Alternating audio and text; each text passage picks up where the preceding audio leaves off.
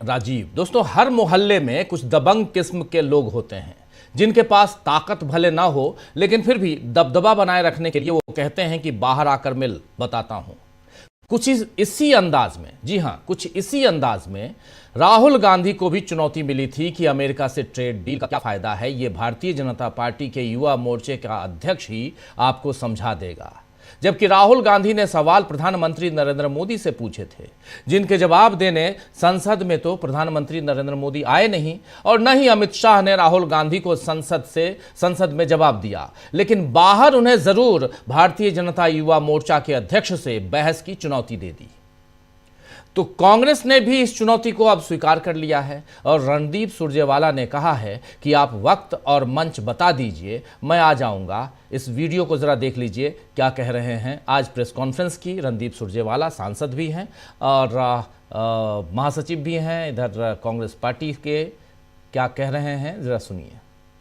मैं राहुल गांधी जी को चैलेंज देना चाहता हूं, किसी भी मंच तय कर लो, भारतीय जनता पार्टी का युवा मोर्चे का अध्यक्ष आकर आपसे चर्चा कर लेगा, नुकसान किसने किया। राहुल जी ने इसीलिए हमको और खड़गे जी ने आदेश दिया कि तथ्य सार्वजनिक पटल पर रखो।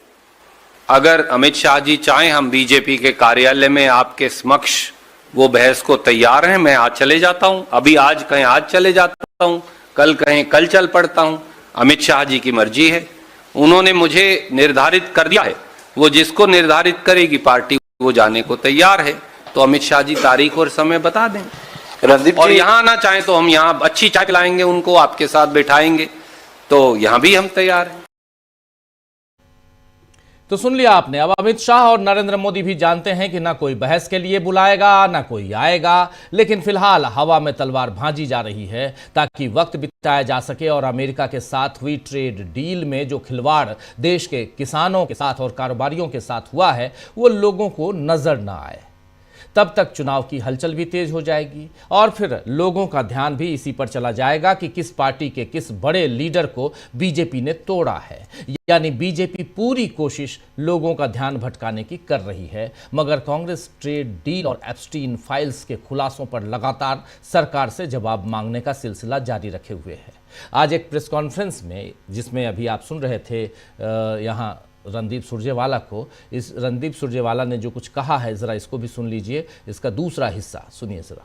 समझौते में अमेरिका से 5 साल में $500 बिलियन यानी 45 लाख करोड़ का सामान खरीदने की पाबंदी, जरूरियात, क्या यह राष्ट्रहित हो सकता है? देखिए, आज के दिन हमारा उनसे क्या व्यापार है अमेरिका से। 2024 का आंकड़ा सामने है। 24 में हमने अमेरिका को 81 बिलियन अमेरिकी डॉलर का निर्यात किया और उनसे हमने 43 बिलियन अमेरिकी डॉलर का आयात किया। तो हमारा ट्रेड सरप्लस है 38 बिलियन डॉलर का उनसे। ठीक है सर। 13 फरवरी 2025 को मोदी जी अमेरिका गए। वहां जब वो गए तो उन्होंने एक साझा बयान जारी किया। ये है, वो व्हाइट हाउस की वेबसाइट पे भी लगा है, हम भी भेज देंगे, मेरे कुलीग भेज देंगे अगर आप कहेंगे तो। उसमें उन्होंने क्या लिखा था और आज क्या कर दिया। 13 फरवरी 2026 से 25 से 6 फरवरी 2026 यानी एक साल में क्या हुआ, उसकी क्लॉज 7 जरूर पढ़िएगा। उसमें उन्होंने लिखा, अमेरिकी राष्ट्रपति और मोदी जी ने संयुक्त बयान जारी किया और कहा, दोनों देश परस्पर व्यापार $500 बिलियन तक ले जाएंगे। परस्पर तो यह होता है मैं इनका फोन ले लूं, ये मेरा फोन ले लें, तो ही तो परस्पर व्यापार हुआ। परस्पर व्यापार के तो यही मायने होते हैं। पर अब क्या है, 6 फरवरी को कहा, इसे दरकिनार कर दिया। मोदी जी के खुद के समझौते को उन्होंने, वो अपनी भी नहीं मानते कई बार। जब देश हित को दरकिनार करने की बात आए तो वो खुद की बात भी नहीं मानते। अब ये कहा कि भारत 500 बिलियन अमेरिकी डॉलर यानी 9 लाख करोड़ हर साल, 45 लाख करोड़ का अमेरिकी सामान खरीदेगा। जब दो देशों के समझौते होते हैं तो वो परस्पर सम्मान और लोकहित पर होते हैं, जबरदस्ती पर नहीं होते कि भैया ये लेना ही है तुझे वरना देख लूंगा मैं तुझे, ऐसा नहीं है। पर ये समझौता तो ऐसा ही है कि आपको। तो सुन लिया आपने, कांग्रेस ने खुलासा कर दिया है कि पिछले साल फरवरी में तो भारत और अमेरिका आपस में $500 बिलियन तक व्यापार ले जाने वाले थे दोनों, लेकिन अब केवल भारत पर यह बोझ डाल दिया गया है कि हमें किसी भी हालत में $500 बिलियन का सामान अगले 5 वर्षों में खरीदना होगा। जाहिर है कि करीब 45 लाख करोड़ रुपए की ये रकम सरकार में बैठे लोगों की जेब से तो जाएगी नहीं, इसमें आपकी और मेरी जेब भी ढीली होगी। ऐसे कई और सवाल इस ट्रेड डील पर उठे हैं। कल ही राहुल गांधी ने किसानों से जुड़े 5 सवाल पूछे थे जिनके जवाब अब तक नहीं मिले हैं। बीजेपी नेता बेशक राहुल गांधी को फर्जी कहें, मूर्ख कहें, जो मर्जी हो सो कहें, लेकिन राहुल गांधी जो सवाल उठा रहे हैं उन सवालों का जवाब तो दें। मगर यहां न केवल जवाबदेही नदारद है, बल्कि लगता है कि देश बेचने की ही तैयारी है। एक बार सुनते हैं, आइए जरा, राहुल गांधी ने संसद में कैसे कहा था कि पीएम मोदी अमेरिका की ग्रिप में हैं और उनकी आंखों में चोक होने का डर दिख रहा है। देखिए, सुनिए जरा। The interesting thing is that I know that the Prime Minister would not sell India under normal circumstances. He will not do it. You know why he sold India? Because they are choking him. Mr. Rahul, address to the chair, please. He has sold India because they are choking him. They've got a grip on his neck. Speaker साहब, मैंने बोला जब चोक लगाते हैं दूसरे व्यक्ति की आंख में देखते हो तो डर दिखता है। सर, पीएम की आंख में डर दिखता है, दिख रहा है सर। तो राहुल गांधी ने साफ साफ कहा कि प्रधानमंत्री ऐसा नहीं कर सकते हैं, भारत का प्रधानमंत्री ऐसा काम नहीं कर सकता। लेकिन अगर उन्होंने ऐसा किया है तो इसलिए किया है क्योंकि ग्रिप के बाद जो चोक है वो पूरा का पूरा, और वो बता रहे हैं यहां राहुल गांधी कि किस ढंग से नरेंद्र मोदी की आंखों में, पीएम की आंखों में वो डर दिखता है, किस ढंग से चोक कर लिया है, यानी उनके गले को दबा दिया गया है। राहुल गांधी की ये बात आज फिर सही साबित हुई है। दोस्तों, ये बात यहां दिखाने का मतलब क्या था, अब आपके सामने रख रहा हूं। क्योंकि भारत में अमेरिका के राजदूत सर्जियो गोर ने आज चंडीगढ़ में सेना के वेस्टर्न कमांड का दौरा किया है, और ऐसा होना कोई सामान्य बात नहीं है, क्योंकि कभी किसी देश के राजदूत ने ऐसे संवेदनशील सेना के संवेदनशील ठिकानों का दौरा कभी नहीं किया, और मेरी जानकारी में तो कम से कम नहीं है। अगर आपकी जानकारी में हो तो आप लोग कमेंट बॉक्स में दुरुस्त कर दीजिए, और थोड़ी देर बाद हमारे तमाम वरिष्ठ साथी हमारे साथ जुड़ेंगे, पैनल पे जो साथी रहेंगे उनसे भी पूछ लूंगा। क्योंकि रक्षा सौदा की जो बात है, वो बात हो या सैन्य अभ्यास की बात हो, ये सारे मामले राजधानी में तय होते हैं, दिल्ली में तय होते हैं। उनके लिए किसी के खुफिया या सैन्य ठिकाने की जाने की जरूरत नहीं पड़ती है। और अमेरिका का एम्बेसडर आखिर क्यों हमारे वेस्टर्न कमांड में गया आज?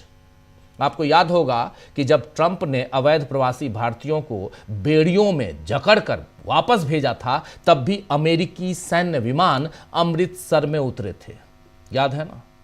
तब भी भारत की स्वायत्तता और संप्रभुता पर खतरे की बात कही गई थी।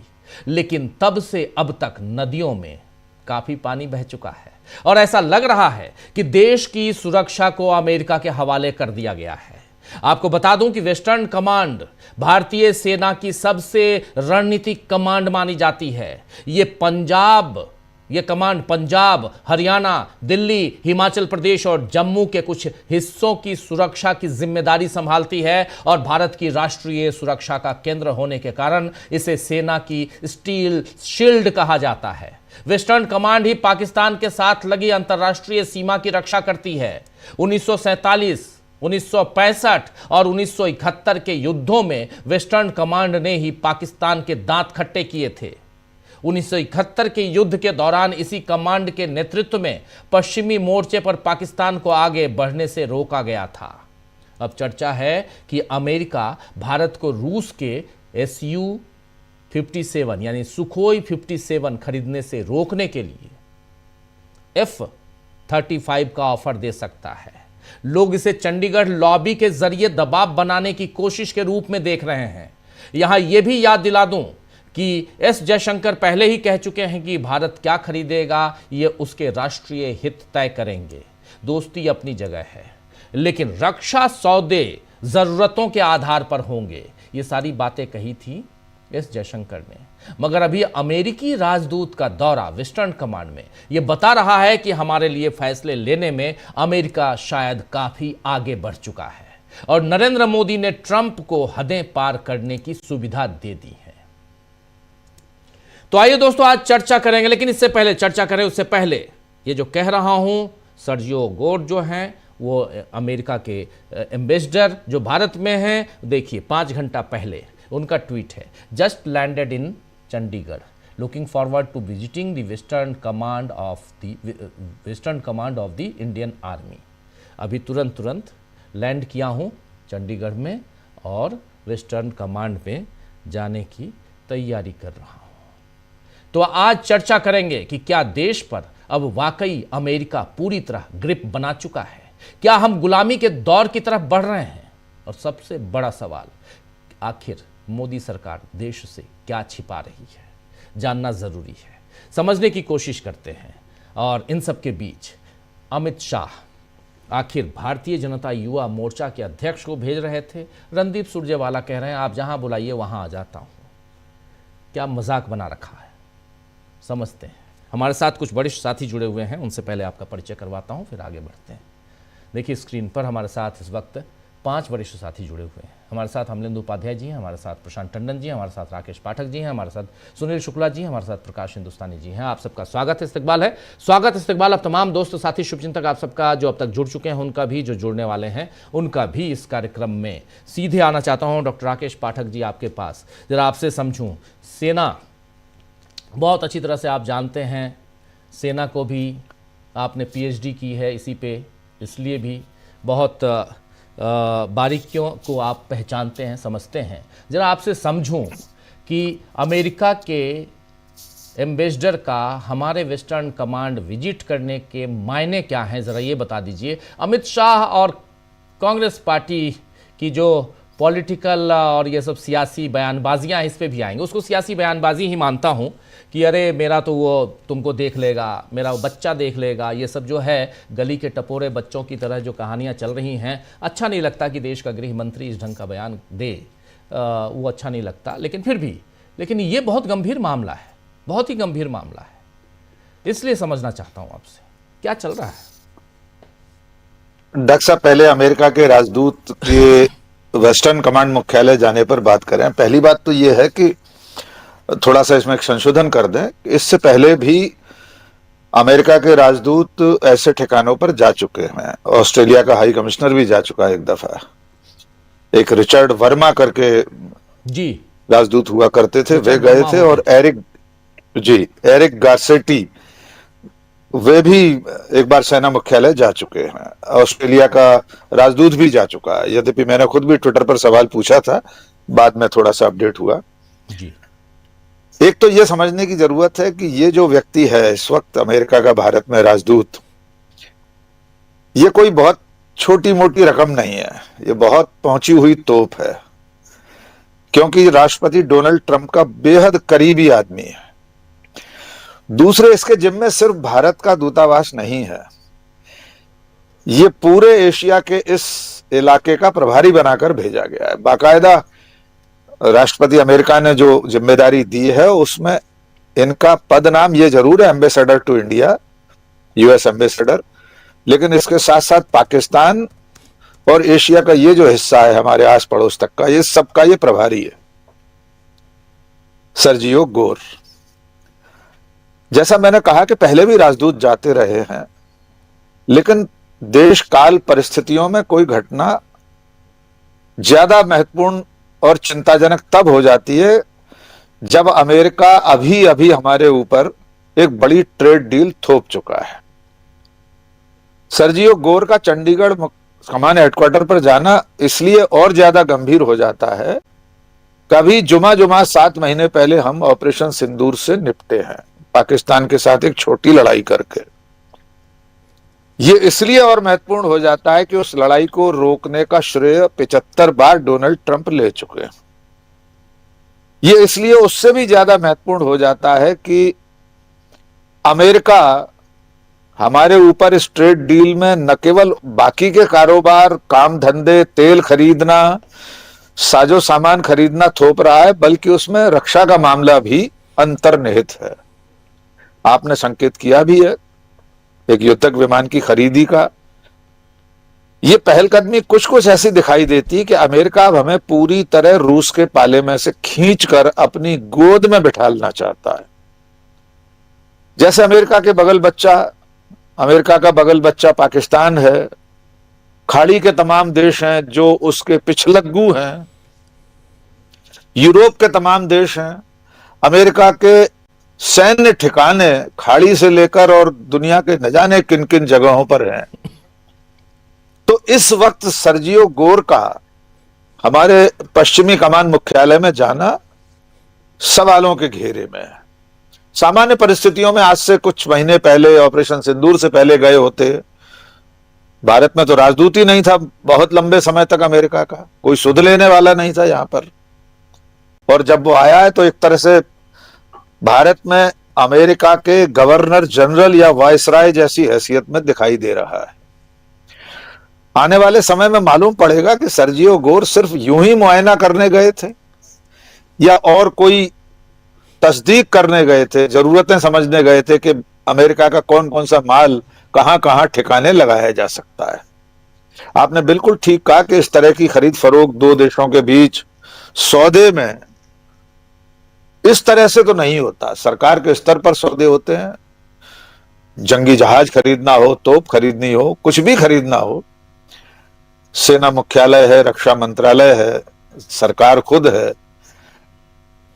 एक महत्वपूर्ण बिंदु इसमें यह भी है, मेरी जानकारी में अभी तक नहीं है, कि उनके साथ इस दौरे में हमारे सेना मुख्यालय या भारत सरकार की ओर से और कौन गया है। कोई जिम्मेदार पदाधिकारी वहां उनके साथ है कि नहीं।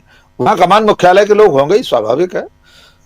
ये इसलिए और महत्वपूर्ण है कि ये जो पश्चिमी कमान है, ये पंजाब, जम्मू कश्मीर, हमारे पाकिस्तान से लगी हुई सीमा पर जो बड़े फैसले होते हैं, जो रणनीतिक तैयारियां होती हैं, इस सब का एक महत्वपूर्ण केंद्र है। वो वहां जाकर वे कहां कहां घूमने जा रहे हैं, क्या क्या देखने जा रहे हैं, हम नहीं जानते। और गजब की बात यह है कि सेना का भी एक ट्विटर हैंडल है सर, ADGPI करके, उस पर इसकी कोई सूचना कम से कम मुझे नहीं दिखी थी अभी तक। तो इत्तला रक्षा मंत्रालय भी दे सकता था, ADGPI भी दे सकता था, लेकिन Sergio Gor, ambassador of US in India, अपने ट्विटर हैंडल पर इसकी जानकारी दे रहे हैं, जस्ट लैंडेड। आने वाले दिनों में इसका खुलासा होगा वे काहे के लिए गए थे, लेकिन इस पर थोड़ा सा सरकार की ओर से भी सफाई आनी चाहिए। अब थोड़ी सी बात अमित शाह की इस चुनौती की कर लेते हैं। गजब का खेल चल रहा है राजीव जी। जिस दिन रात को 10:28 पर दुनिया के दरोगा डोनाल्ड ट्रंप ने ट्वीट किया था कि ट्रेड डील हो गई है, मुझे लगता है नरेंद्र मोदी को भी याद नहीं रहा होगा कि टेलीफोन पर किस किस चीज की हामी भरवा ली थी ट्रंप ने। इसीलिए उन्हें 32 मिनट लग गए। रात को 11:02 पर उन्होंने ट्वीट किया और उसमें से सिर्फ एक बात का खुलासा किया कि टैरिफ 25 से 18% कर दिया गया। बाकी कसीदे काढ़े कि शांति का मसीहा है डोनाल्ड ट्रंप, पूरी दुनिया में पीस के लिए काम कर रहे हैं, वगैरह वगैरह। अगले कई दिनों तक भारत सरकार को यह भी नहीं पता था कि बसंत कहां बंधे हैं।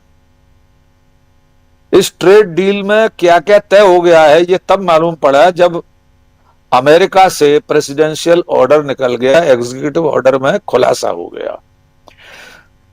मंत्री लोग, विदेश मंत्री एस जयशंकर और वाणिज्य मंत्री पीयूष गोयल पिंग पोंग खेल रहे थे। हमको कुछ नहीं पता किधर गोली है किधर खाली, क्योंकि गोली तो, पिस्तौल तो डोनाल्ड ट्रंप के हाथ में थी।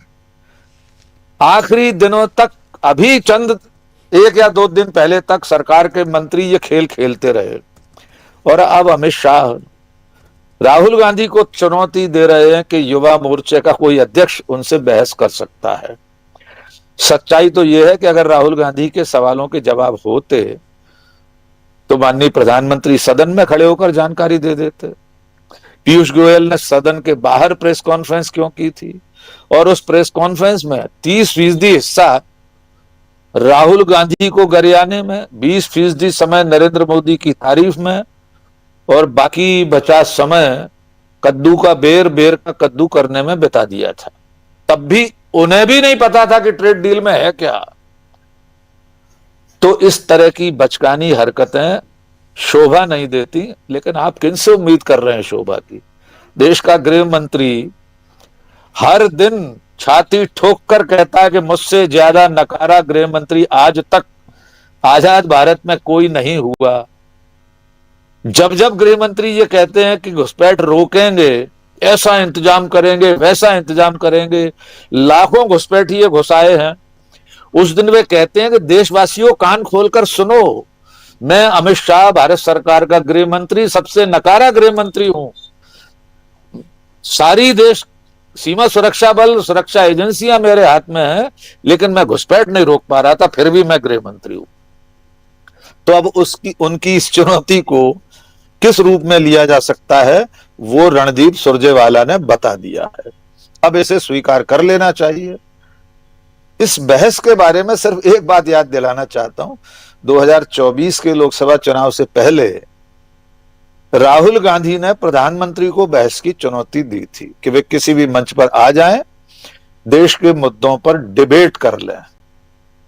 हम सब भी सोच रहे थे शायद भारत में अमेरिका जैसी कोई प्रेसिडेंशियल डिबेट हो तो हम देखें कि नरेंद्र मोदी बिना टेलीप्रॉम्प्टर के राहुल गांधी के साथ किस तरह बहस कर सकते हैं। वो शुभ दिन कयामत तक तो शायद कभी नहीं आएगा कि Narendra Modi leader of opposition या किसी से भी इस तरह की बहस कर पाए। जिस व्यक्ति ने 12 साल से प्रेस कॉन्फ्रेंस करने की हिम्मत नहीं जुटाई, नॉन बायोलॉजिकल होकर, ईश्वरीय अवतार होकर राजीव रंजन जी के सवालों का जवाब देने की हिम्मत नहीं जुटा पा रहे हैं, वे किसी से बहस कैसे कर सकते? जी राजीव जी। जी बहुत शुक्रिया आपका। और जरा आगे बढ़ते हैं। प्रशांत जी हमारे साथ हैं। जी प्रशांत जी। प्रशांत जी जरा समझूं आपसे भी कि सर्जियो गोर का जाना वेस्टर्न कमांड में, इसके क्या मायने हैं? चलिए ठीक है, ये तो दिख रहा है कि आप F-35 बेचना चाहते हैं, लेकिन सुखोई लाने क्यों नहीं देना चाहते हैं? एक बात ये भी है। दूसरी चीज़ है, चलिए क्या खरीदना क्या बेचना ये अलग चीज़ है। मामला ये है कि भारत के अंदरूनी मसले में क्या अब अमेरिका की दखलंदाजी बढ़ गई है? ये एक बड़ा सवाल है। और जब ऐसे सवाल पूछे जाते हैं तो भारतीय जनता युवा मोर्चा के अध्यक्ष को आगे करने की बात होती है। कैसे देखा जाए इसको? देखिए, असली मुद्दा यही है जो आपने कहा कि अभी तक क्या हो रहा था कि ट्रेड डील, द्विपक्षीय मामला या भारत पाकिस्तान से के साथ जो ऑपरेशन सिंदूर हुआ उसमें ट्रंप का एक पॉइंट ऑफ व्यू आता है और बार बार वो कहते हैं कि सीज फायर मैंने करवाया। अब वो सीधे तौर पे भारत की डोमेस्टिक नीतियों पर, डोमेस्टिक स्तर पे आकर भारत के भूगोल के अंदर अब अपनी इंटरफेरेंस चालू कर रहे हैं। और ये तब हो रहा है जब इन्हीं के बॉस, सर्जियो गोर के बॉस रूबियो जो विदेश मंत्री हैं वॉशिंगटन में, वो ये कह रहे हैं कि अब ट्रंप के रिजीम में जो पश्चिमी देशों का कॉलोनाइजेशन खत्म हो गया था, अब वो दौर आ रहा है कि हमको दोबारा शुरू करना चाहिए। और इन सब कारनामों में ये जो ब्लूप्रिंट बन रहा है दुनिया का, उसमें सबसे सॉफ्ट टारगेट जो है इस वक्त इनको नरेंद्र मोदी नजर आ रहे हैं। आप याद कीजिए कि पाकिस्तान तक ने रिटेलिटी मतलब जवाबी टैरिफ लगाया अमेरिका पे, बांग्लादेश ने भी जवाबी टैरिफ लगाया, भारत नहीं, नरेंद्र मोदी नहीं लगा पाए। अब सर्जियो गोर अगर जा रहे हैं तो अपने आप तो जा ही रहे हैं, किसी के न्योते पे जा रहे होंगे ना, उनको इजाजत दी गई होगी, किसी ने बुलाया होगा उनको, अपने आप कैसे चला जाएगा कोई राजदूत? और सर्जियो गोर कौन है हम सब जानते हैं, अभी डॉक्टर राकेश पाठक बता चुके। ये ट्रंप का जो अपना बजरंग दल है मागा, मेक अमेरिका ग्रेट अगेन, उसके एक्टिविस्ट है ये। तो सीधे तौर पे देखिए, वेस्टर्न कमांड में सर्जियो गौर जाएंगे, ऐसा नहीं कि उनको कोई भारत पाकिस्तान के जो डिप्लॉयमेंट है उसके नक्शे दे दिए जाएंगे, ऐसा कुछ नहीं होगा। हमारे जो सैनिक अफसर हैं वो बहुत पेट्रियाटिक है, वो देशभक्त है, वो ये सब नहीं करेंगे। और ऐसा कई बार हुआ है कि जब पॉलिटिकल पावर कुछ एक कंपल्सन के जरिए एक्ट करती है, तो नीचे के जो हमारे अधिकारी हैं वो उसको उस ढंग से नहीं मानते हैं जैसे कि बाहर समझा जाता है। वो उनको बड़ा लिमिटेड एक्सेस देते हैं, तो जाएंगे किसी कॉन्फ्रेंस कमरे में, बात करके वापस आ जाएंगे। लेकिन ये संकेत बड़ा इंपॉर्टेंट है कि जो संकेत दिया जा रहा है वो लगातार डोनाल्ड ट्रंप ये संकेत दे रहा है कि नरेंद्र मोदी कमजोर हैं, और नरेंद्र मोदी जो राहुल गांधी बात कर रहे हैं ग्रिप की और टैप की, वो उसके कब्जे में है। ये संकेत बार बार जो है वो आप डोनाल्ड ट्रंप का आप देखिए कि ऑपरेशन सिंदूर से लेकर और अब तक उनका जो पूरा एक कार्यशैली है नरेंद्र मोदी को लेकर, वो यही है कि जब भारत की ट्रेड डील होती है तो उनके ट्रेड रिप्रेजेंटेटिव बिना कुछ, जो उनके ट्रेड के यहाँ पे बातचीत करने के लिए आए दिसंबर में, बिना किसी कमिटमेंट के चले गए। फिर वो एक तरफा वो बात होती है, एक तरफा अनाउंसमेंट होता है, एक तरफा ही फ्रेमवर्क आ जाता है जिसमें ट्रंप की तरफ से कहा जा रहा है कि प्रधानमंत्री नरेंद्र मोदी ने ये वचन दिया है, वादा किया है कि वो रूस से तेल नहीं खरीदेंगे, तो हमने 25% की पेनल्टी उनकी माफ की है जी। ये व्हाइट हाउस से जारी फ्रेमवर्क में कहा गया है। तो डोनाल्ड ट्रंप आप देखिए कि एक तरफा वो सीज फायर के अनाउंस कर देते हैं, एक तरफा वो खुद ही अनाउंस करते हैं ट्रेड डील की, वही एक व्हाइट हाउस से ही फ्रेमवर्क बाहर आ जाता है। और अब हम देख रहे हैं कि सर्जियो गौर वेस्टर्न कमांड में के हेडक्वार्टर में जा रहे हैं। तो ये बार बार ट्रंप संकेत दे रहा है कि पूरी दुनिया को कि देखिए ये अब हमारे कमजोर कब्जे में है, मैं इनसे जो चाहूंगा वो कराऊंगा। अब क्या मामले हैं, एप्स्टीन का फाइल है, हरदीप पुरी फंसे हुए, अभी जन्मदिन की बधाई प्रधानमंत्री दे रहे थे, ये भी कमजोरी की निशानी है। उसके बाद आप देखिए कि अमेरिका के कोर्ट में रॉ तक का मामला आ गया जी।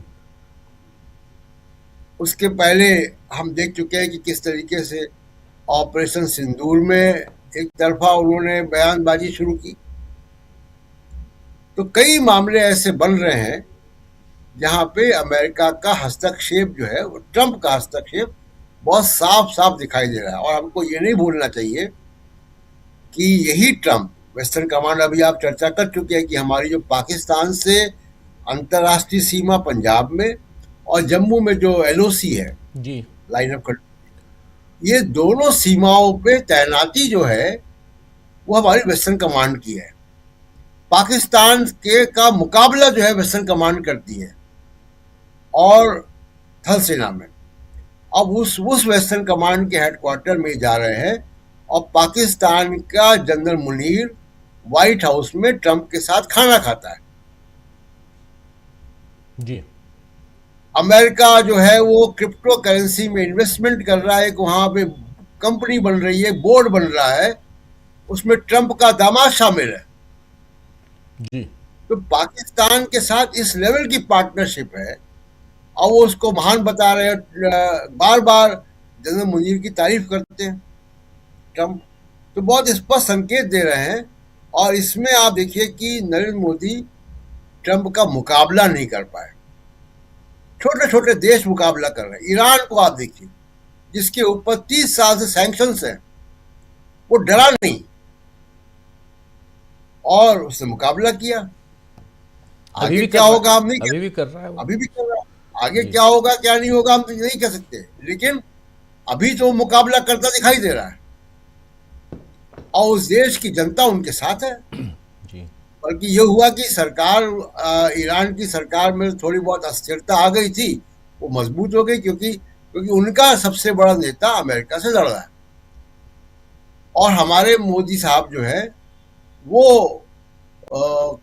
जो है वो पीछे हटते दिखाई देते हैं। जवाब देना चाहिए था, वो जवाब नहीं दे रहे। और आज अभी देखिए, जब अभी हम लोग बात कर रहे हैं तो एआई समिट चल रही है, जी, और एआई समिट में फिर एक बड़ा संकेत आ गया है कि सबसे बड़ी जो एआई चिप बनाने वाली कंपनी है एनवीडिया, जी, उसके सीईओ नहीं आए। अब 90% मार्केट शेयर एआई की चिप में उसी कंपनी का है, एनवीडिया का। वो नहीं आए, तो अब उसके बगैर आपकी एआई समिट का क्या होगा? जिसका 90% शेयर है वो नहीं है, तो आप ये तो कोई ऐसी कोई किटी पार्टी आप कर रहे हैं, मीनिंगलेस। ट्विटर डाउन उसके है बाद ग्लोबली, आपने ट्विटर डाउन है अभी ग्लोबली। टोटल, हाँ, 7 बजे से डाउन है। जी, हाँ,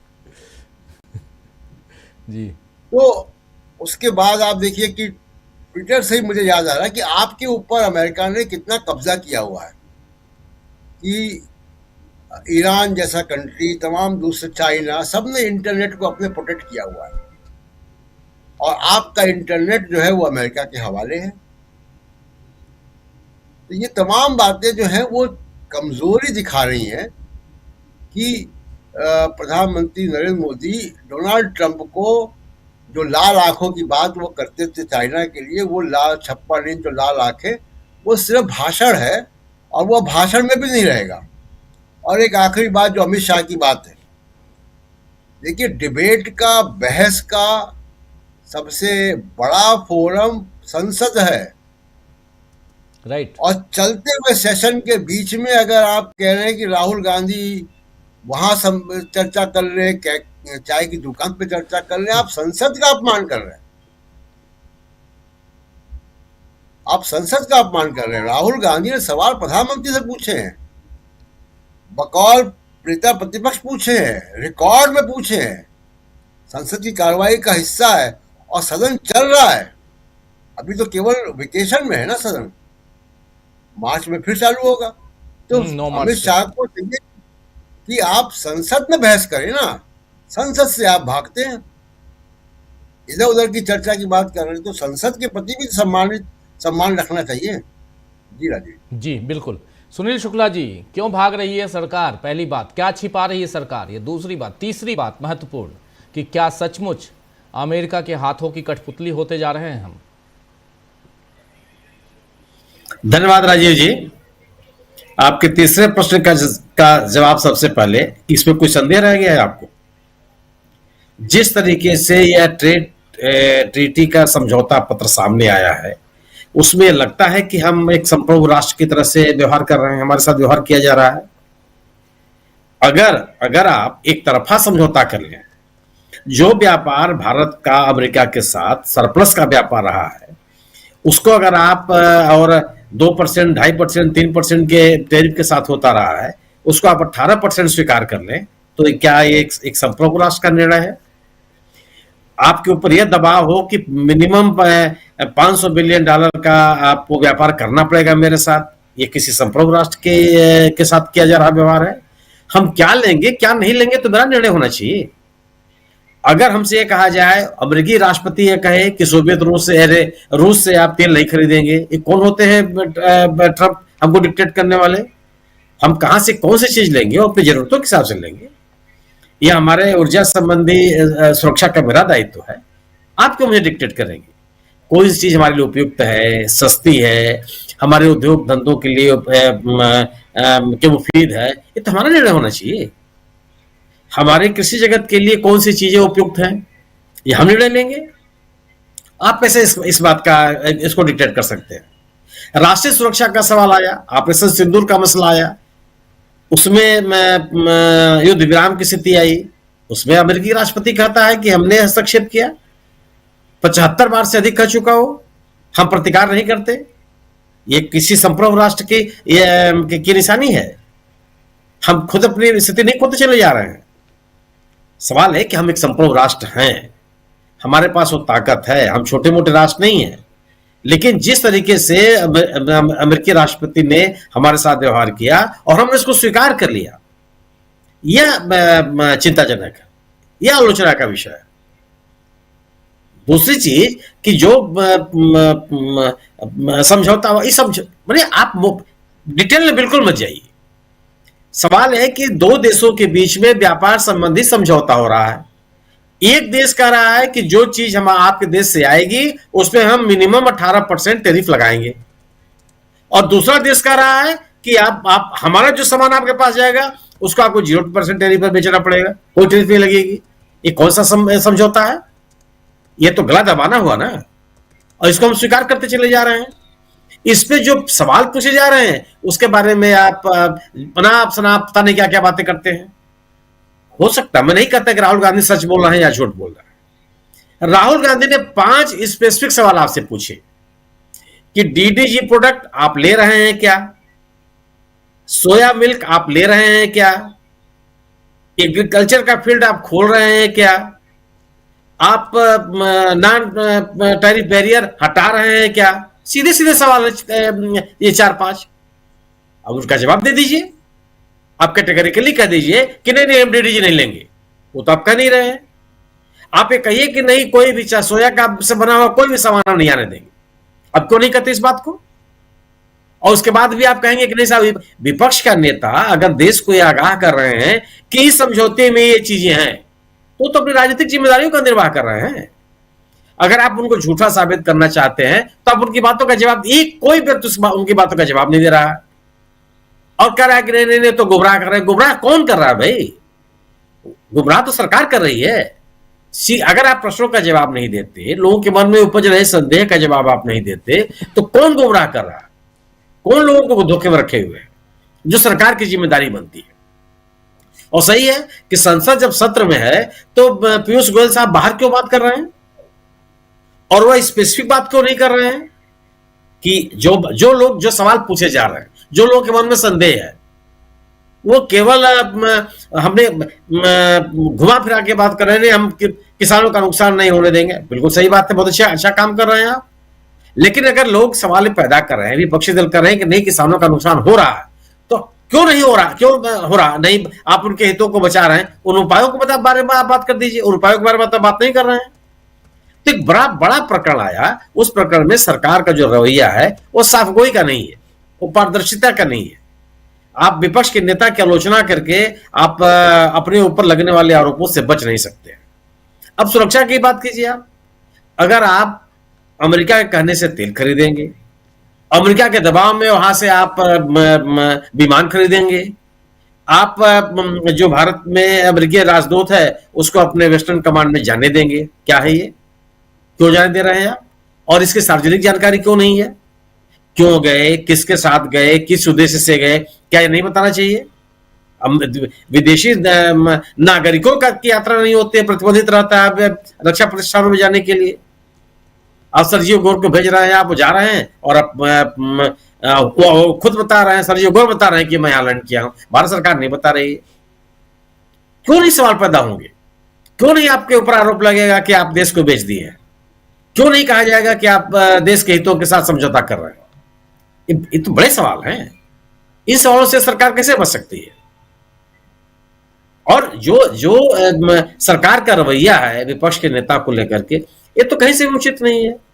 संसद में कोई बात कही जा रही है और आप कह रहे हैं कि नहीं आप हमारे किसी मोर्चे वाले नेता से आप बहस कर लीजिए। अरे क्यों बहस कर लें? आप संसद में आकर के गृह मंत्री जी बयान दे दें, उसका जवाब दे दें, रक्षा मंत्री जी बयान दे दें। एक तरफ आप संसद में, लोकसभा में जाने का साहस नहीं कर पा रहे हैं और दूसरी तरफ आप कह रहे हैं कि हमारी पार्टी का कोई भी नेता विपक्ष के नेता से बहस कर सकता है। ये कौन सी बात हुई? इसका कोई मतलब तो नहीं हुआ। ये जो आज देश के सामने स्थितियां हैं वो बहुत सुखद नहीं है। आप अगर आप जो बातें आप कहते रहे हैं 2014 के पहले तक, सत्ता में आने के बाद ही अगले 5 साल तक आप बोलते रहे, आप उस पर किसी पे कायम नहीं है। देश के राष्ट्रीय हित, राष्ट्रीय आर्थिक हित पूरी तरह से उसके साथ समझौता किया जा रहा है। यह एक दो संप्रभु राष्ट्रों के बीच का समझौता नहीं है। और आश्चर्य है कि कोई समझौता अगर हो रहा है, किसी सहमति पत्र पर आप सहमत हो रहे हैं, तो इसकी जानकारी हमारी सरकार में क्यों नहीं दे रही है? हम और आप जितनी बातें कर रहे हैं इस सहमति पत्र को लेकर के, यूएस और भारत के बीच में ट्रेड को, ये सब कुछ जानकारी मिल रही है अमेरिका के व्हाइट हाउस के वेबसाइट से। भारत सरकार क्या बता रही है अभी तक? किन किन चीजों को आप ले आएंगे, इसकी कौन सी जानकारी आपके पास है? दूसरी चीज, आप कहते हैं कि $500 बिलियन का व्यापार करेंगे। कैसे करेंगे भैया? क्या व्यापार सरकार करेगी? अगर कोई किसी चीज को अगर यूएस से किसी को लाना होगा तो कौन लाएगा? निजी क्षेत्र के तो लोग लाते हैं कि सरकार खरीदारी करती है। हम अपनी जरूरतों के अनुसार कोई चीज लाएंगे या नहीं लाएंगे? सरकार कैसे किसी को आश्वासन दे सकती है? तो ये पूरा का पूरा जो व्यापार का समझौता है, ये इसमें कोई भी पारदर्शिता नहीं है। और निश्चित रूप से जो आरोप लग रहे हैं कि देश के हितों के साथ समझौता किया गया है, ये अभी इस बात पे सरकार लोगों के जो सवाल हैं इसका जवाब नहीं दे पाई है। ये अभी भी लोगों के मन में सवाल है। और अगर सरकार ये चाहती है कि लोग इस समझौते के ऊपर किसी तरह का संदेह न करें, तो उसको विपक्ष के नेता के द्वारा उठाए गए सवालों का जवाब देना होगा। जी बिल्कुल बिल्कुल, आप सही कह रहे हैं। विपक्ष के सवालों का जवाब, और सबसे बड़ा मामला जो है वो ये है कि संसद के अंदर क्यों नहीं जवाब मिलता है। संसद के अंदर अगर बहस को चुनौती देते हैं, राहुल गांधी कहते हैं कि बहस कीजिए, तो क्यों नहीं करते हैं बहस? ये सबसे बड़ा सवाल है। लेकिन इन सवालों के बीच अमेरिका की दखल अंदाजी क्यों बढ़ रही है, इसके क्या मायने निकाले जाएं? प्रकाश जी। अमेरिका की दखलंदाजी बढ़ने का एक ये मायना निकाला जा सकता है कि हमारी सरकार मजबूत नहीं, हमारी सरकार फैसले नहीं ले पा रही है और देश के लोगों की तरफ से उनका प्रतिनिधित्व दुनिया के मैदान में नहीं कर पा रही। अमेरिका का प्रेशर कई तरीके से, एक तो वो प्रेशर है ट्रेड और इकोनॉमिक प्रेशर है, उसका व्यापार हम करेंगे, इंटरिम ट्रेड डील हुई, उसमें टैक्स कितना होगा, इंडस्ट्रियल गुड्स आएगा, एग्रीकल्चर गुड्स आएगा, फिर रूसी तेल का आयात कम करिए, 500 बिलियन तक अमेरिकी प्रोडक्ट्स खरीदने की योजना बनाइए, वगैरह वगैरह। दूसरा बड़ा दबाव अमेरिका का यह है कि डिफेंस और सिक्योरिटी के ऑपरेशन में अमेरिका पार्टनर बन रहा है। वो हम अपनी खुद मुख्तारी नहीं कर पा रहे हैं, अपने आप को हम आजाद तरीके से पेश नहीं कर पा रहे हैं। नए हथियार डील भारत क्या करेगा, ये अमेरिका चाहता है कि वो बताए, वो करे। जो फ्रेमवर्क भारत की रक्षा का है वो चाहता है कि वो करे। और सर्जी गौर साहब जो कह रहे हैं कि भारतीय सेनाओं की क्षमताओं की ब्रीफिंग लूंगा, ऐसा उन्होंने कहीं कहा है, तो वो कौन है हमारी सेनाओं की ब्रीफिंग लेने वाले? तो एक ये चिंता की बात है। दूसरा, अमेरिका बहुत तगड़ा दबाव डाले हुए है एनर्जी और क्रिटिकल टेक्नोलॉजी के क्षेत्र में कि भारत कौन सी चीजें करेगा, एआई में, क्लीन एनर्जी में, न्यूक्लियर रिएक्टर्स में कितना सहयोग करेगा, भारत लेगा। इसमें अमेरिका ने बहुत दबाव दिया है और कूटनीतिक और पर्सनल लेवल पे उसने भारत पर बहुत दबाव दे दिया है कि हमारे प्रधानमंत्री जनता से बात करके, विपक्ष से बात करके, विशेषाधिकार समितियां बैठा के उनसे बात नहीं करना चाहते, उनके माध्यम से घोषणाएं होती हैं ट्रंप की तरफ से। और ये जो सज्जन आए हैं सर्जियो गोर साहब, ये जो बताया भी हमारे साथी ने कि वो ट्रंप के बजरंग दल के व्यक्ति हैं। तो लगभग ये कि ताशकंद उज्बेकिस्तान में वो पैदा हुए, परिवार माल्टा चला गया, वहां से अमेरिका चले गए और ये अमेरिका में रहते हैं। तो इनका पूरा नाम जो है वो काफी लंबा चौड़ा नाम है, तो उन्होंने अपने नाम को संक्षिप्त कर दिया है, गोर ये है। तो ये सारी चीजें हैं। और अमेरिका में ट्रंप के बेटे के साथ उनकी बड़ी लंबी दोस्ती रही है, उनके बिजनेस पार्टनर हैं। और ट्रंप का बेटा, समझो कि ट्रंप के बिजनेस पार्टनर है। एक दिलचस्प बात यह है कि ये सज्जन क्रिकेट में भी रुचि लेने लगे हैं और T20 वर्ल्ड कप में भारत वर्सेस यूएस का मैच देखने भी गए थे और उन्होंने जय शाह को थैंक्स कहा कि आपने अमेरिका में क्रिकेट को बढ़ाने में मदद की। तो अमेरिका जिस तरह के दबाव डाल रहा है भारत के ऊपर, वो कई लेयर के हैं और आर्थिक हैं, पहली बात रक्षा के हैं, टेक्नोलॉजी के सेक्टर के और कूटनीतिक तरीके से हैं। और ये सारे दबाव के जरिए अमेरिका भारत पर पूरी तरह कब्जा करने जा रहा है। और दुर्भाग्य की बात यह है कि हमारी सरकार इस पर बात करने के बजाय विषय पर कैसे कैसे मुद्दे ला रही कि यूजीसी कानून आ रहा है, वंदे मातरम आ रहा है, तो लोगों का ध्यान इस तरफ जाए कि वंदे मातरम गाने पर विवाद हो, यूजीसी कानून पर चर्चा हो, और जो मूल मुद्दे हैं वो एक तरफ हट जाए। सरकार लोगों का ध्यान बटाने की कोशिश कर रही है, ऐसा मुझे लगता है। दूसरी बात यह कि अभी जो प्रेशर है अमेरिका का, हम उसके बारे में हमारी सरकार क्यों डरी हुई है, ये देश को बताना चाहिए सरकार को कि हम पर बहुत दबाव। और कोई भी अंतर्राष्ट्रीय समझौता, द्विपक्षीय समझौता बगैर संसद की अनुमति के हो रहा है, उसकी घोषणा वहां हो रही, टेलीफोनिक चर्चा के जरिए समझौता हो रहा है। ये कोई पिकनिक चल रही है कि भाई चलो आज हम पिकनिक करने चलते हैं, आज हम खंडाला चलते हैं, तो चलो खंडाला आ जाओ। ये दो देशों का मामला है, ये कोई पिकनिक करने का मामला नहीं है। दो देशों की रक्षा के सौदे हैं, व्यापारिक सौदे हैं। और इतने बड़ी डील, बताइए 500 बिलियन का इंपोर्ट या व्यापार आप करेंगे तो कब करेंगे, कब तक करेंगे, 1 साल में करेंगे, 10 साल में करेंगे, किन किन क्षेत्रों में पैसा आएगा, किन क्षेत्रों में सामान आएगा, टेक्नोलॉजी में अमेरिका हमें क्या सहयोग देगा। अभी तक अमेरिका में अपने वादे नहीं निभाए हैं। जो भी वादे अमेरिकी सरकार सेना को लेकर और दूसरी चीजों को लेकर करती आई है वो हमने नहीं निभाया। दूसरी बात यह कि हमारी सरकार, भारत की वर्तमान सरकार, अपने मित्रों को और अमित्रों को पहचान नहीं पा रही। साल कौन हमारे मित्र रहे हैं अब तक, जो देश हमारे मित्र रहे हैं हम उनके साथ नहीं हैं। एशिया के देश जो हमारे साथ थे, जिनसे हम तेल लेते रहे, जो हमारी संस्कृति का हिस्सा है, हमारे पुराने अतीत के अखंड भारत के हिस्से रहे हैं जो देश, उनके साथ हम खड़े हुए नहीं है, बल्कि अमेरिका के दबाव में आकर उसकी तरफ है। तो हम अपनी सांस्कृतिक जड़ों से भी कट रहे हैं और सरकार लोगों का ध्यान बटाने के लिए अलग अलग मुद्दों पर बात कर रही है। अमित शाह जी कहते हैं कि हमारा कोई भी व्यक्ति बात कर लेगा। क्यों कर लेगा भाई? आप करिए, प्रधानमंत्री करें, नेता प्रतिपक्ष एक तरह से शेडो पीएम है, तो शेडो पीएम से पीएम चर्चा करें, बराबरी की चर्चा हो, संसद में चर्चा हो या टेलीविजन पर आमने सामने आकर बात करें। लेकिन ये सारी बातें करने को तैयार नहीं है।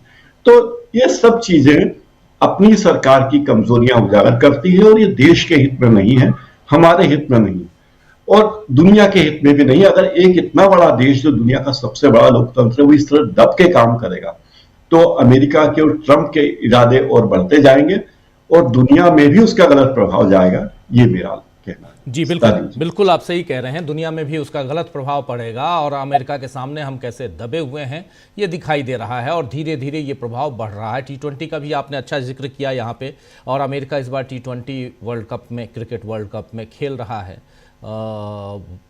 वो भी एक मायने यहाँ रखता है। लेकिन इन सब के बीच आखिर वेस्टर्न कमांड में जाना, और जो आप कह रहे हैं कि खबरों में ये भी है कि वहाँ निरीक्षण इस हिसाब से करना कि हमारी सेना की ताकत कितनी है, तो इससे समझ में आता है कि परिस्थितियाँ कुछ ज़्यादा विकराल हो चुकी हैं, गलत दिशा में जा रही हैं, डायरेक्शन सही नहीं है, ये दिखता है। भारत अमेरिका के सामने कभी झुका नहीं।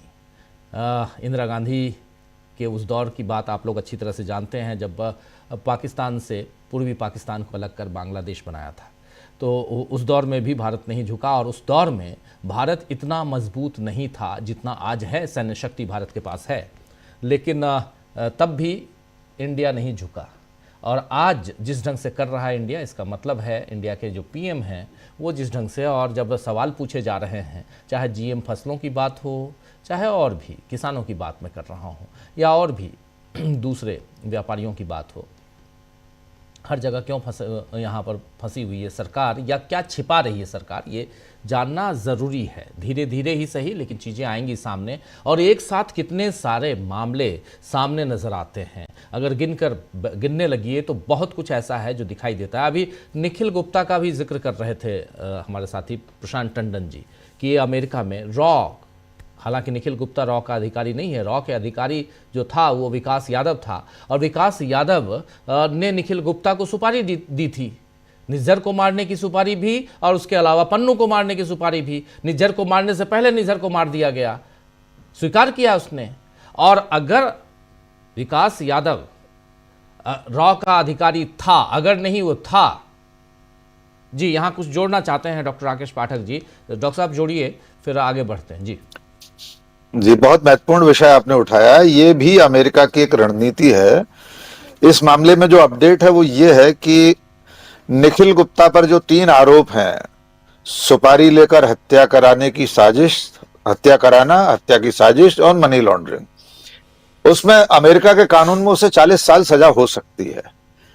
लेकिन अब FBI और अमेरिका का न्याय विभाग इस तैयारी में लगा है, वहां के कानून में, संघीय जो कानून है उसमें ये प्रावधान है कि अगर उसे सरकारी गवाह, वादा माफ गवाह बना दिया जाए, बशर्ते वो कुछ और लोगों के नाम बताए, सबूत मुहैया करा दे, कुछ चैट मैसेजेस, कोई ऐसी चीजें मुहैया करा दे, तो उसकी सजा कम कराई जा सकती है।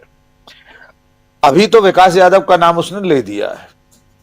विकास यादव के बारे में भारत सरकार यह स्वीकार कर चुकी है कि वो सरकारी मुलाजिम है।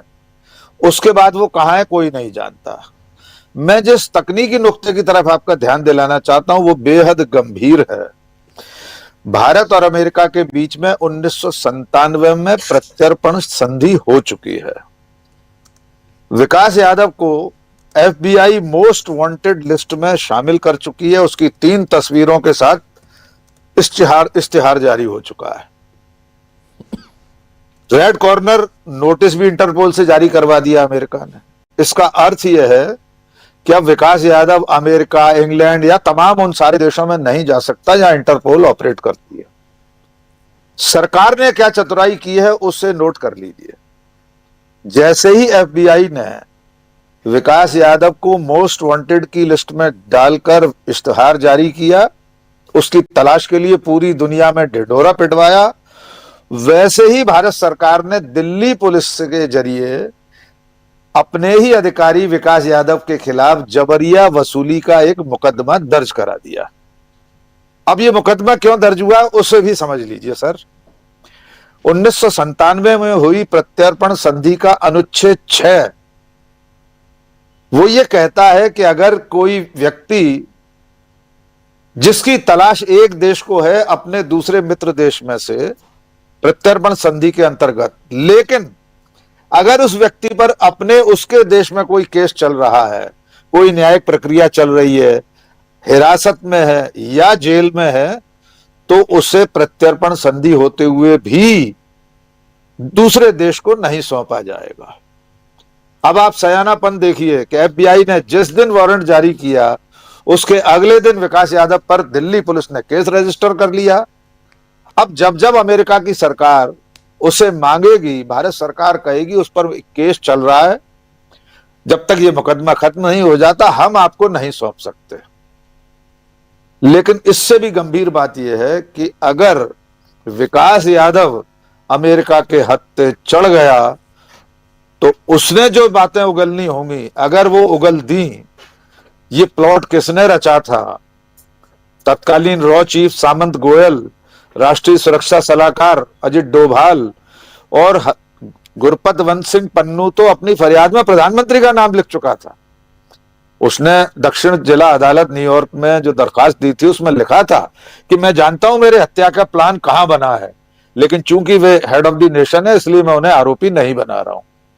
यह मामला आगे चलकर भारत पर दबाव बनाने के लिए एक औजार का काम करेगा, क्योंकि निखिल गुप्ता की गवाही तो प्रमाणित कर चुकी है कि भारत की एजेंसी शामिल है।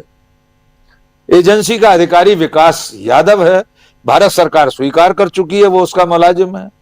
तो अभी ये मामला भी डोनाल्ड ट्रंप के हाथ में एक चाबुक की तरह रहेगा, जब उसकी मर्जी होगी चाबुक को फटकार देगा। जी राजीव जी। बिल्कुल बिल्कुल आप सही कह रहे हैं। तो एक मामला ये भी है, दूसरा मामला एप्स्टीन का है, तीसरा मामला अदानी साहब का है। तो बहुत सारे अलग अलग मामले हैं, व्यापार है, सब कुछ है। और इन सब के बीच जब चाहते हैं ट्रंप साहब तब कहते हैं कि हमने ऑपरेशन सिंदूर रुकवाया, जब चाहते हैं तब वो घोषणा कर देते हैं कि हमने 25% बढ़ा दिया है, जब चाहते हैं तो कहते हैं कि हमने 50 से 18 कर दिया, 25 से 18 कर दिया है, और अगर आप नहीं खरीदेंगे रशिया से तो फिर हम वो 25% भी ख़त्म कर देंगे। जी डॉक्टर साहब। दृश्य और दिखवा दीजिए हमारे दर्शकों को, सुधी दर्शकों को। जिस दिन सर्जियो गोर हमारी वेस्टर्न कमांड मुख्यालय में दौरा कर रहे हैं, उस दिन राजनाथ सिंह कहां डांस कर रहे हैं हमारे रक्षा मंत्री। एक आरोपी जग्गी वासुदेव के ईशा फाउंडेशन में पता नहीं कौन सा पदक दे रहे हैं जग्गी वासुदेव, भारत शौर्य पदक ऐसा कोई करके, और हमारी सेनाओं के अधिकारी सैल्यूट कर रहे हैं उस संदिग्ध व्यक्ति के सामने। सेना का ऐसा पतन 14 सालों में आपने नहीं देखा होगा। इस दृश्य में अगर अवार्ड वाला ना दिखा सके तो राजनाथ सिंह किस तरह नृत्य कर रहे हैं वहां दिखा सकते हैं हमारे दर्शकों को। जी, वीडियो है हमारे पास, थोड़ी देर में दिखा देंगे। बिल्कुल बिल्कुल वो दिखाते हैं हम। राजनाथ सिंह यूएस एम्बेसडर के उसमें नहीं, उसमें नहीं है, वो ईशा फाउंडेशन में नाच रहा है। हाँ, ईशा फाउंडेशन में है जी। जरा बिल्कुल अभी दिखाते हैं थोड़ी देर में। लेकिन अमलेंदु जी जरा आपके पास आना चाहता हूँ। बहुत महत्वपूर्ण एक डांस दिखाएंगे हम। नरेंद्र मोदी जी के उस डांस का भी हम इंतज़ार कर रहे हैं जो जाके वहाँ इजराइल में उन्होंने किया था। लेकिन यहाँ राजनाथ सिंह जी के डांस को भी आप लोग देखेंगे, थोड़ी देर में हम दिखाते हैं। ज़रा अमलेंदु जी राकेश जी की आवाज़ वो करो। ये सर जी, इजराइल, हमारे प्रधानमंत्री के इजराइल दौरे की सूचना भी इजराइल के प्रधानमंत्री ने दे दी एडवांस में। भारत सरकार ने नहीं बताया कि नरेंद्र मोदी इजराइल जा रहे हैं, उन्होंने तारीखें भी बता दी हैं। जी जी, बिल्कुल बिल्कुल। तो चलिए अब हमारे यहाँ की विदेश नीति विदेश तय कर रहा है। विदेश नीति विदेश तय कर रहा है, ठीक है। इंतज़ार करते रहिए। लेकिन ज़रा अमलेंदु जी आपके पास आना चाहता हूँ। आप वीडियो को ज़रा दिखा देते हैं थोड़ी देर में। लेकिन अमलेंदु जी क्या कहेंगे ये पूरे तमाम घटनाक्रमों को? अगर बंच बनाइए, खिचड़ी बन जा रही है। जी राजीव जी, एक तो सरकार में जो है वो नाचने वाले लोग बहुत ज़्यादा भर्ती हो गए हैं। ये बड़ी अच्छी बात है। अभी तक जो थे वो लाए जाते थे बॉलीवुड से, कोई नाचने वाले लोग रहें तो ठीक ठाक रहेगा मामला। अब तो बॉलीवुड की आवश्यकता ही नहीं है, तो नाचने वाले तो तमाम राजनेता हैं, नाच ही रहे हैं। कोई इजराइल में नाच रहा है, कोई ईशा फाउंडेशन में नाच रहा है। बहरहाल राजीव जी, अब लेकिन सवाल ये है कि ये सरकार किसके इशारे पर नाच रही है, और सरकार जिसके इशारे पर नाच रही है वो भी सामने आ चुका है कि सरकार किसके इशारे पर नाच रही है। राजीव जी, ये इस देश का दुर्भाग्य है कि 70 सालों में ऐसा कभी नहीं हुआ कि भारत की सरकार जो है वो किसी विदेशी राजनेता के कहने पर नृत्य करे। लेकिन अब ये हो रहा है। अब जैसा कि डॉक्टर साहब ने बताया कि भाई नेतन्याहू ने बता दिया कि हमारे प्रधानमंत्री की इजराइल यात्रा जो है वो तय है, और वो वहाँ कब जा रहे हैं भारत सरकार की तरफ से इस पर कोई जानकारी नहीं आई। बहुत अच्छी बात है, चूंकि विदेश नीति है तो राजीव जी विदेश के ही लोग तय करें विदेश नीति भारत की क्या होगी। यहाँ तो हमको तो यह मस्जिदों के नीचे से जो है शिवलिंग निकालने में उससे फुर्सत नहीं मिल रही है, दाढ़ी पकड़ के नोचने से ट्रेनों में उससे फुर्सत नहीं मिल रही है, ब्राह्मणवाद जिंदाबाद और मुर्दाबाद के नारों से यहाँ फुर्सत नहीं मिल रही है। तो जरूरत क्या है कि विदेश की नीति यहाँ बने? यहाँ तो यही सब काम चलता रहेगा, सरकार चली रही है, तो विदेश नीति का काम विदेश के ही लोग करें, वही ज्यादा ठीक है। भारत की विदेश नीति क्या होगी वो ट्रंप तय करें, नेतन्याहू तय करें, पुतिन तय करें, यही सब तय करें। लेकिन सर्जियो गोर राजीव जी अगर जा रहे हैं भारत के वेस्टर्न कमांड का निरीक्षण करने, और ये निरीक्षण करने के लिए कि हमारी ताकत क्या है, सैन्य ताकत क्या है, तो इसके आने वाले खतरों को बहुत गंभीरता से देखना चाहिए। मोदी जी तो खैर उनके दोस्त हैं, ट्रंप साहब के दोस्ती, उन्हें तो कोई खतरा नहीं है, लेकिन देश को खतरे बहुत ज्यादा हैं। ईरान के साथ जो युद्ध चल रहा है या युद्ध की स्थितियां अमेरिका की बनी हुई हैं राजीव जी, उसमें ईरान ने खुलकर यह आरोप लगाया कि वो जो अंतरराष्ट्रीय परमाणु एजेंसी है IAEA, उसके चीफ जो थे, जब वो वहां के परमाणु ठिकानों का निरीक्षण करने के लिए पहुंचे, क्योंकि संयुक्त राष्ट्र की एजेंसी है और उस पर हस्ताक्षर करता है ईरान, वो जब वहां निरीक्षण करने के लिए पहुंचे, उसके बाद वहां के परमाणु ठिकानों की सूचना अमेरिका तक पहुंची। ये सीधा सीधा ईरान ने आरोप लगाया और उसके बाद उसके परमाणु ठिकानों पर हमले हुए। और राजीव जी अब वहां अमेरिका के जंगी जहाज पहुंच रहे हैं। ट्रंप साहब ने फिर कह दिया है कि उनका एक और पहुंच गया। अभी तो अब्राहम लिंकन की बात थी, अब एक और कोई सा जहाज है वो भी पहुंच रहा है। वो कह रहे हैं कि अगर हमसे डील नहीं हुई तो हम फिर आगे देखेंगे क्या हमें करना है, ट्रंप साहब कह रहे हैं। तो राजीव जी, जिस तरीके से IAEA ने वहां जाकर जो परमाणु ठिकाने थे ईरान के, उनकी निशानदेही की जाकर और सूचना दे दी गई अमेरिका और इजराइल को, जैसा कि ईरान का आरोप है। तो क्या इस तरीके के निशानदेही भारत के अंदर भी की जा रही है अमेरिका के द्वारा? इसको लेकर राजीव जी सवाल खड़े होने चाहिए और ये पूछा जाना चाहिए कि भाई आप जाएं कुछ भी चाहिए, लेकिन चूंकि उनका बयान है, जैसा प्रकाश हिंदुस्तानी जी ने बताया कि वो भारत की क्या सैन्य शक्ति है उसको वो जाकर तोलेंगे, तो इससे राजीव जी साफ लगता है कि ये सामान्य जो है वो नहीं है कि आप जाकर किसी कमांड का आप निरीक्षण कर रहे हैं। इसी तरीके से प्रधानमंत्री राजीव जी ऑपरेशन सिंदूर के बाद वो जो एक एयरबेस है वहां गए थे और वहां जाकर उन्होंने सेल्फी ली, वहां दिखाया कि इस तरीके से एयरबेस पर पहुंचे हुए हैं। उससे भी राजीव जी राष्ट्रीय सुरक्षा के लिए खतरे पैदा हुए थे कि आप पाकिस्तान के बॉर्डर पर जाकर के एयरबेस का आप सेल्फी लेकर के बता रहे हैं कि हमारी क्या स्थितियां हैं। इससे पहले भी ये सरकार राजीव जी ISI को बुलाकर हमारे सैन्य अड्डों की निशानदेही करवा चुकी है कि सब जांच के नाम पर। 70 सालों में ये भी पहली बार हुआ कि ISI भारत में आए और आकर के यहाँ के सैन्य अड्डों की जाकर जांच करे कि साहब पाकिस्तान उसके आतंकी हमले में शामिल है कि नहीं है।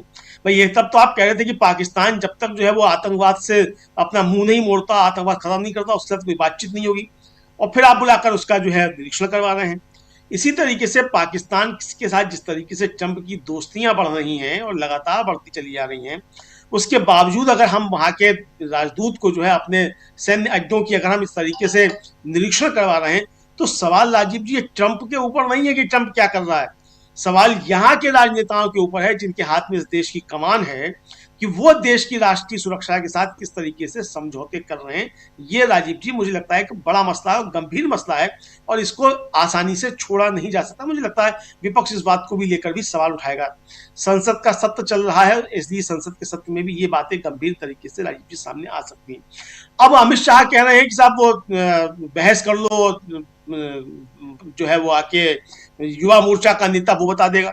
तो हो सकता है राजीव जी अमित शाह जी शायद ये उनके पास सूचना हो कि मोदी जी अब रिटायर होने वाले हैं, तो मोदी जी अब बहस नहीं करेंगे। भाई अब नए बहस के लिए तैयार हो रहे हैं भारतीय जनता पार्टी के अंदर नए लोग, तो उनसे बहस करो तो राहुल गांधी से बहस में जो जीतेगा उसको मोदी जी की जगह दे दी जाएगी। हो सकता है ये चल रहा हो भारतीय जनता पार्टी में। अमित शाह जी चूंकि अनुभवी राजनेता हैं, बहुत गंभीर राजनेता हैं, कई बार के मंत्री रहे हैं, वहां भी गुजरात में भी और यहाँ भी मंत्री हैं, और सदन में भी उन्होंने बताया था कि उनका 30 साल का राजनीतिक अनुभव है सरकार में रहने का, तो उनको बहुत ज्यादा अनुभव है। तो अपने अनुभव से वो तैयार कर रहे होंगे कि मोदी जी तो रिटायर होने वाले हैं, तो मोदी जी की जगह अब लेनी है, तो राहुल गांधी से बहस के बाद जो है तैयार हो कि कौन बनेगा। तो ये हो सकता है ये उनकी अपनी तैयारियां हो, तो अगर ये उनकी तैयारियां तो उसमें किसी को कोई आपत्ति नहीं होनी चाहिए।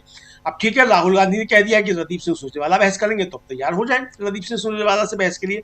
अमित शाह जी चाहे तो वो बहस कर लें, और उनका अध्यक्ष चाहे तो वो बहस कर ले, वो दे दिया है तो बहस करें।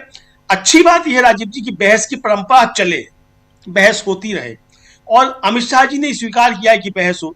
सदन के अंदर भले ही प्रधानमंत्री बहस से भाग रहे हों, लेकिन अमित शाह जी तैयार हैं कि सदन के बाहर बहस हो सकती है, तो बाहर ही बहस हो जाए, दिक्कत क्या है। धीरे धीरे रास्ते खुलेंगे, इस तरीके से बहस शुरू होगी तो कल को प्रधानमंत्री को भी बुलाया जा सकता है बहस के लिए। अमित शाह जी भी आ सकते हैं, $5 ट्रिलियन की इकोनॉमी जो है, 5 टन की इकोनॉमी बताते हुए, वो भी बहस आकर कर सकते हैं। अब तो जीरो जो है कितने ट्रिलियन में होते हैं वो बताने वाले उनके यहाँ पहुंच गए हैं, तो ट्रिलियन में कितने टन होते हैं ये अमित शाह जी आकर बता सकते हैं। इंटर के बाद हाई स्कूल भी करवा सकते हैं अमित शाह जी। तो हो सकता है कि इंटर के बाद हाई स्कूल की परंपरा वहां चल रही हो, तो मोदी जी की जगह जो है वो वहां नया नेतृत्व तैयार हो। तो ये हो सकता है राजीव जी, उनका मसला है, खैर हम इसको नहीं लेना, लेकिन अगर वो बहस की बात कर रहे हैं तो इसका स्वागत किया जाना चाहिए। अमित शाह जी तैयार होगा बहस के लिए, आपने जोड़ा अच्छा कागज पत्थर के साथ आए। बाय द वे आपने जोड़ा अच्छा है, इंटर के बाद हाई स्कूल, तो पीएम के बाद भारतीय जनता युवा मोर्चा के अध्यक्ष। जी जी बिल्कुल बिल्कुल, तो यही है। तो अब मोदी जी का हो सकता है कि प्रमोशन होने वाला हो, इंटर के बाद हाई स्कूल होने वाला हो, तो ये काम करते रहते हैं अपने अमित शाह जी, तो ये हो सकता है। तो इसलिए मुझे लगता है कि इसका स्वागत किया चाहिए। स्वागत तो इस बात का है कि बहस के लिए तैयार हुई है भारतीय जनता पार्टी राजीव जी, कि बहस कर सकती है। तो अब लेकर आए ट्रंप के साथ क्या डील हुई है, वो कागज रखें सामने, फिर बहस हो। क्योंकि अभी तो कागज ही नहीं है देश के सामने कि डील क्या हुई है, इस पर दस्तखत किसने किए हैं। मोदी जी ने दस्तखत किए हैं कि जयशंकर साहब वहां जाके दस्तखत कराए हैं, कि अमित शाह जी ने इस पर दस्तखत कर दिए हैं, पीयूष गोयल ने दस्तखत कर दिए हैं। आखिर जब डील हुई है तो दस्तखत तो हुए होंगे किसी ना किसी के। तो यही बता दे भाई, चलिए बहस पे इतना ही बता दे कि दस्तखत किए किसने है। राहुल गांधी तो 5 सवाल पूछ रहे हैं, हम तो 5 भी नहीं पूछ रहे हैं। हम तो एक ही सवाल पूछ रहे हैं कि डील में क्या है। छोड़ो सब बातें, डील में क्या है। आप कह रहे हैं आप ही की बात सही है कि डील में क्या है, लेकिन ये बता दो कि डील पर दस्तखत किए किसने। इतना देश के ऊपर उपकार अमित शाह जी करने, मोदी जी करने, तो बड़ी कृपा होगी राजीव जी। जी दस्तखत किसने की, ये सवाल सही है, वाजिब सवाल है कि सिग्नेचर किसका है उस पर। पीयूष गोयल वाणिज्य मंत्री हैं, वो कहते हैं कि विदेश मंत्री से पूछो। विदेश मंत्री बोलते हैं मुझे नहीं पता, प्रधानमंत्री से पूछो। तो प्रशांत जी, सवाल तो वाजिब, लेकिन इसके सियासी मायने भी ज़रा ढूंढने की कोशिश करते हैं।